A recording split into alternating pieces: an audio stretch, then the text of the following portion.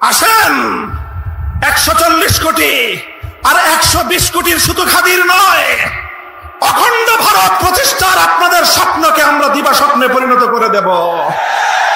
কেন শুধু ভারত আর বাংলাদেশের খাতির মরতে চান? আমরা বলতে চাই, সেই মুসলিম শাসন আমলের আফগানিস্তান থেকে শুরু করে পাকিস্তান সহ, কাশ্মীর সহ, স্বাধীন বাংলাদেশ সহ গোটা উপমহাদেশ জুড়ে যদি আমাদের বাংলাদেশের স্বাধীনতার উপর হস্তক্ষেপ করতে চান, যদি মুসলমানদের স্বার্থকে যদি আপনারা গিলে খাওয়ার চেষ্টা করেন, গোটা উপমহাদেশ জুড়ে মুসলিম জাগরণ হবে, ভেঙ্গে খান খান হয়ে যাবে। 2026-27 সালের জাতীয় বাজেটে আমাদের অনেক সমালোচনা আছে। আমরা আমাদের সমালোচনাগুলোকে যথাযথ যৌক্তিক ভাষায় সংসদে এবং রাজপথে আমরা উত্থাপন করছি এবং করেই যাব। আমরা যৌক্তিক ভাষায় আমাদের কথা বলবো, আপনাদের ভালো কাজগুলোকে আমরা সমর্থন দেব এবং তার প্রশংসা করব।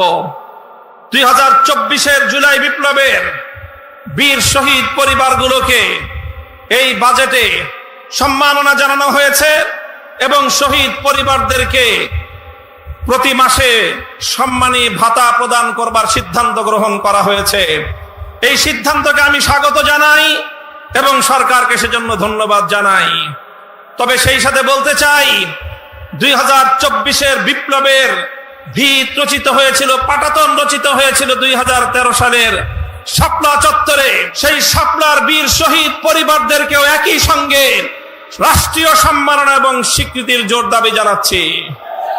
যদি আপনারা সেটা করতে ব্যর্থ হন, তাহলে প্রমাণ হবে আপনারা প্রকৃত অর্থে ইসলাম, মুসলমান এবং মদিনার ইসলামের যে কথা বলেন, ধোঁকাবাজি ছাড়া আর কিছুই নয়।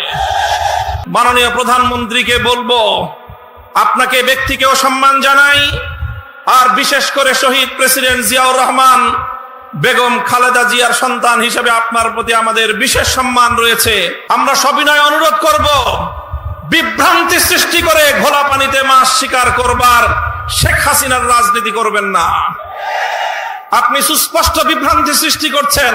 কক্সবাজারে প্রধানমন্ত্রী তার বক্তব্যে বলছেন, বিরোধী দল নাকি জাতীয় বাজেটে মদের দাম এবং বিড়ির দাম বৃদ্ধি করে মদের উপর, বিড়ি সিগারেটের উপর অতিরিক্ত কর আরোপ করার নাকি বিরোধী দল অসন্তুষ্ট হয়েছে। নাউজুবিল্লাহ। আমরা পরিষ্কার ভাষায় বলি, প্রধানমন্ত্রী, আপনার মুখে এই ধরনের পাতলামি মোনাকা মার্কা বক্তব্য মানায় না। আপনি মদ নিষিদ্ধ করেন, আপনি জুয়া নিষিদ্ধ করেন, মাদকের সমূলে আগ্রহ উৎপাদন করেন, বিরোধী দল আমরা আপনাকে সব ধরনের সহযোগিতা প্রদান করব। বিভ্রান্তি সৃষ্টি করবার চেষ্টা করবেন, রাজপথে আমরা মোকাবেলা করব। আপনি এভাবে একের পর এক বিভ্রান্তি তৈরি করছেন। আপনি বলছেন জুলাই সনদ অক্ষরে অক্ষরে বাস্তবায়ন করবেন। আপনি জুলাই সনদকে বাস্তবায়ন করবেন না, আপনারা আপনাদের নোট অফ ডিসেন্ট বাস্তবায়নের মাধ্যমে একদলীয় বাকশালী শাসন কায়েম করবার চেষ্টা করেন।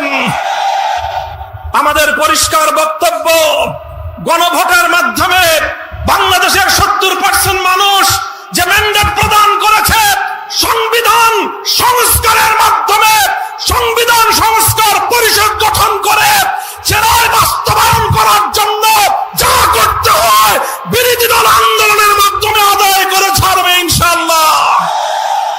যে আধিপত্যবাদের বিরুদ্ধে, যে দিল্লির দাসত্ব এবং গোলামীর শৃঙ্খলকে ভেঙে 2024 সালের জুলাই যোদ্ধারা বাংলার মাটিতে নতুন স্বাধীনতার সূর্য ছিনিয়ে এনেছে, আজ বাংলাদেশের দুর্বল পররাষ্ট্রনীতির কারণে আবার সেই স্বাধীনতার সূর্য বাংলার আকাশ থেকে অস্তমিত যাওয়ার উপক্রম হয়েছে। আমরা জনাব সালাউদ্দিন সাহেব স্বরাষ্ট্রমন্ত্রীর বক্তব্যকে ঘৃণা ভরে প্রত্যাখ্যান করি। আমরা আমাদের সীমান্তে নিরাপত্তা প্রতিষ্ঠা দেখতে চাই।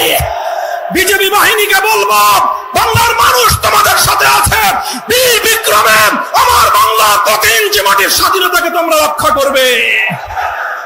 আপনারা দেখেছেন সাম্প্রতিক বাংলাদেশের জন্য ভারতীয় আধিপত্যবাদ প্রতিষ্ঠার সর্বশেষ এজেন্ডা হিসেবে বিজেপির একজন রাজনৈতিক ব্যক্তিত্বকে বাংলাদেশে তাদের কূটনীতিক হিসাবে প্রেরণ করা হয়েছে।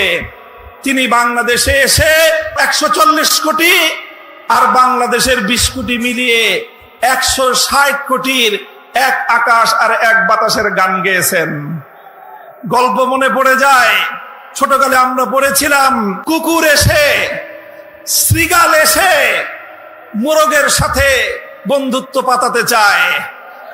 বলে শৃগাল মোরগকে বলে, এসো আমরা দুইজন উজু করে নামাজ পড়ি। উজু করে নামাজ পড়ার বাহানায় শৃগাল মোরগকে ভক্ষণ করবে, এই হলো তার প্রত্যাশা।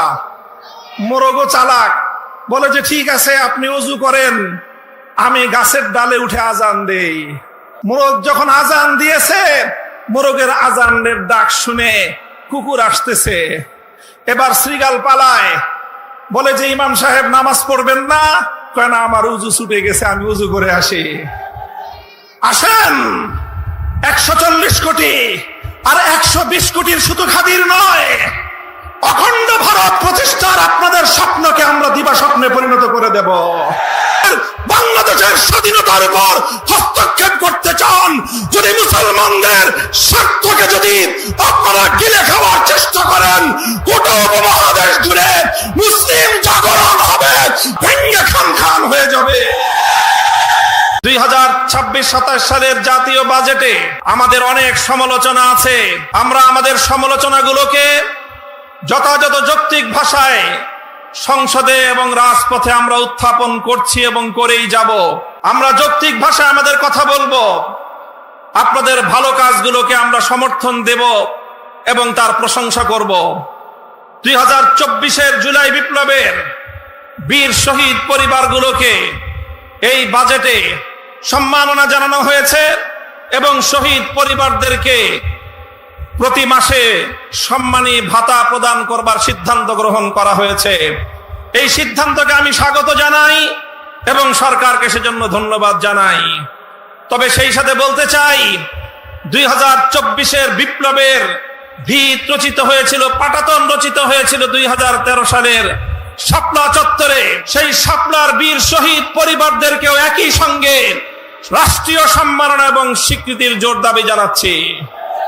যদি আপনারা সেটা করতে ব্যর্থ হন, তাহলে প্রমাণ হবে আপনারা প্রকৃত অর্থে ইসলাম, মুসলমান এবং মদিনার ইসলামের যে কথা বলেন, ধোঁকাবাজি ছাড়া আর কিছুই নয়। মাননীয় প্রধানমন্ত্রীকে বলবো, আপনাকে ব্যক্তিকেও সম্মান জানাই, আর বিশেষ করে শহীদ প্রেসিডেন্ট জিয়াউর রহমান বেগম খালেদা জিয়ার সন্তান হিসেবে আপনার প্রতি আমাদের বিশেষ সম্মান রয়েছে। আমরা সবিনয় অনুরোধ করব, বিভ্রান্তি সৃষ্টি করে ঘোলা পানিতে মাছ শিকার করবার শেখ হাসিনার রাজনীতি করবেন না। আপনি সুস্পষ্ট বিভ্রান্তি সৃষ্টি করছেন। কক্সবাজারে প্রধানমন্ত্রী তার বক্তব্যে বলছেন, বিরোধী দল নাকি জাতীয় বাজেটে মদের দাম এবং বিড়ির দাম বৃদ্ধি করে মদের উপর, বিড়ি সিগারেটের উপর অতিরিক্ত কর আরোপ করার নাকি বিরোধী দল অসন্তুষ্ট হয়েছে। নাউজুবিল্লাহ। আমরা পরিষ্কার ভাষায় বলি, প্রধানমন্ত্রী, আপনার মুখে এই ধরনের পাতলামি মোনাকা মার্কা বক্তব্য মানায় না। আপনি মদ নিষিদ্ধ করেন, আপনি জুয়া নিষিদ্ধ করেন, মাদকের সমূলে আঁকড়ে উৎপাদন করেন। বিরোধী দল আমরা আপনাকে সব ধরনের সহযোগিতা প্রদান করব। বিভ্রান্তি সৃষ্টি করবার চেষ্টা করবেন, রাজপথে আমরা মোকাবেলা করব।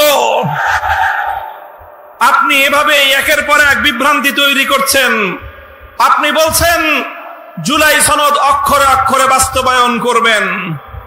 আপনি জুলাই সনদকে বাস্তবায়ন করবেন না, আপনারা আপনাদের নোট অফ ডিসেন্ট বাস্তবায়নের মাধ্যমে একদলীয় বাকশালী শাসন কায়েম করবার চেষ্টা করেন।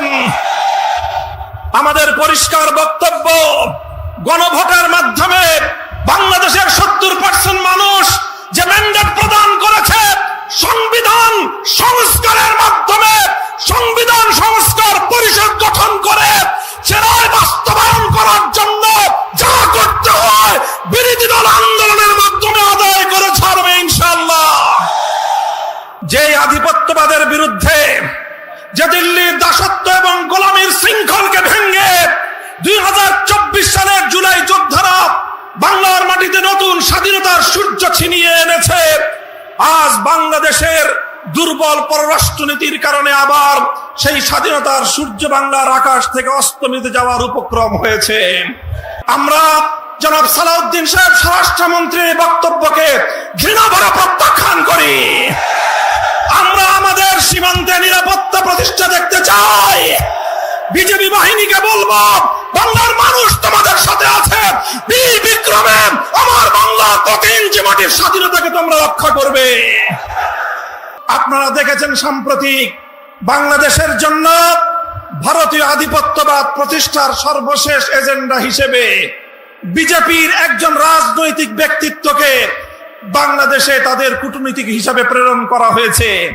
তিনি বাংলাদেশে এসে 140 কোটি আর বাংলাদেশের 20 কোটি মিলিয়ে 160 কোটির এক আকাশ আর এক বাতাসের গান গেয়েছেন।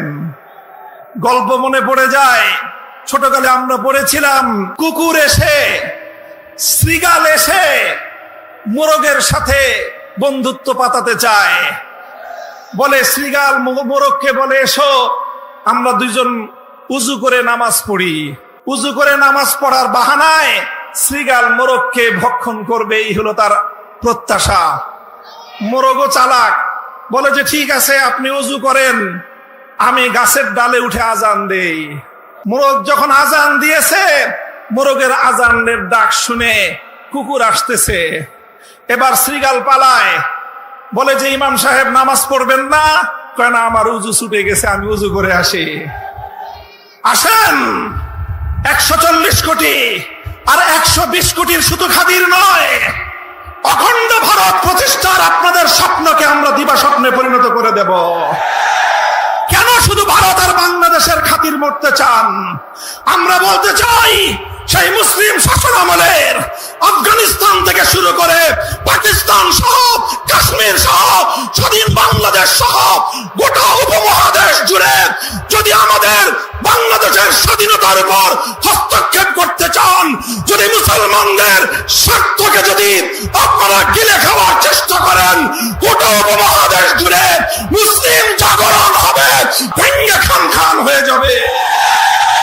2026-27 সালের জাতীয় বাজেটে আমাদের অনেক সমালোচনা আছে। আমরা আমাদের সমালোচনাগুলোকে যথাযথ যৌক্তিক ভাষায় সংসদে এবং রাজপথে আমরা উত্থাপন করছি এবং করেই যাব। আমরা যৌক্তিক ভাষায় আমাদের কথা বলবো, আপনাদের ভালো কাজগুলোকে আমরা সমর্থন দেব এবং তার প্রশংসা করব। 2024-এর জুলাই বিপ্লবের বীর শহীদ পরিবারগুলোকে এই বাজেটে সম্মাননা জানানো হয়েছে এবং শহীদ পরিবারদেরকে প্রতি মাসে সম্মানী ভাতা প্রদান করবার সিদ্ধান্ত গ্রহণ করা হয়েছে। এই সিদ্ধান্তকে আমি স্বাগত জানাই এবং সরকারকে সেজন্য ধন্যবাদ জানাই। তবে সেই সাথে বলতে চাই, 2024-এর বিপ্লবের ভিত রচিত হয়েছিল, পাটাতন রচিত হয়েছিল 2013 সালের শাপলা চত্বরে। সেই শাপলার বীর শহীদ পরিবারদেরকেও একই সঙ্গে রাষ্ট্রীয় সম্মাননা এবং স্বীকৃতির জোর দাবি জানাচ্ছি। যদি আপনারা সেটা করতে ব্যর্থ হন, তাহলে প্রমাণ হবে আপনারা প্রকৃত অর্থে ইসলাম, মুসলমান এবং মদিনার ইসলামের যে কথা বলেন, ধোঁকাবাজি ছাড়া আর কিছুই নয়।